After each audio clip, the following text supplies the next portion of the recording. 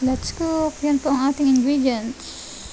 Ginger, garlic, onion, chicken.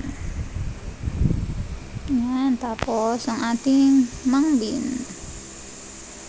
Sisimmer lang natin para mag-soften siya. Yan.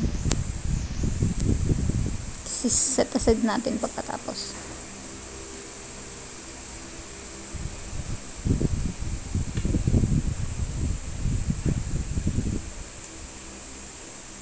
Okay, habang kumukulo po yun ay prepare natin ating vegetables.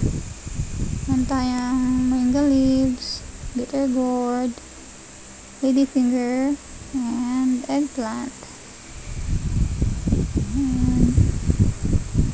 Saute, garlic, onion, and ginger.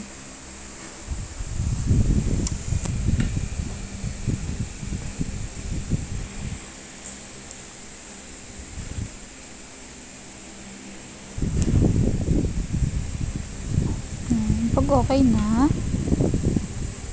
susunod po natin ang ating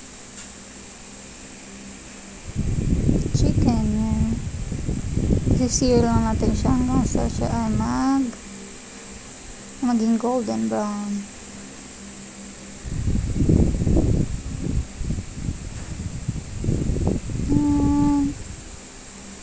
Pag ready na po ang ating chicken, susunod na po natin ang ating set aside na mung bean.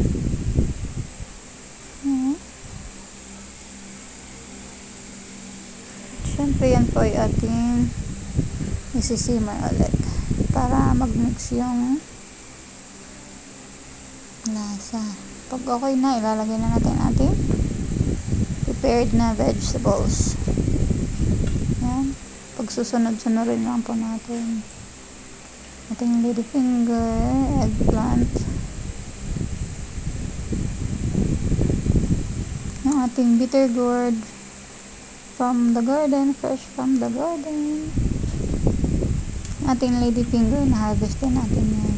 Tapos mix. Siyempre yan ay ating isisimmer din. Gusto nyo po na mas watery or mas thick yung kanyang yan, mag-add tayo ng water, salt and pepper, yan, para may lasa. Siyempre, itong isisimmer ulit.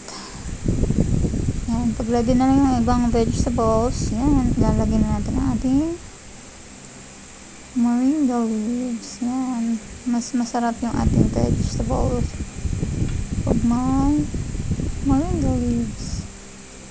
Yan po ay galing sa neighbor. Ayan, nakahingi kami sa neighbor kasi yung aming moringa onti pa lang yung sprouts. Sa neighbor di naman nila ginugulay. Ayan po, tayo ay nakahingi ng moringa leaves. Yan, imimix lang natin hanggang sa imimix natin, tapos sisimmer ulit natin hanggang sa maging ready na yung ating moringa leaves. At ayan na po, ready na ang ating mung bean soup or ating mung bean vegetable.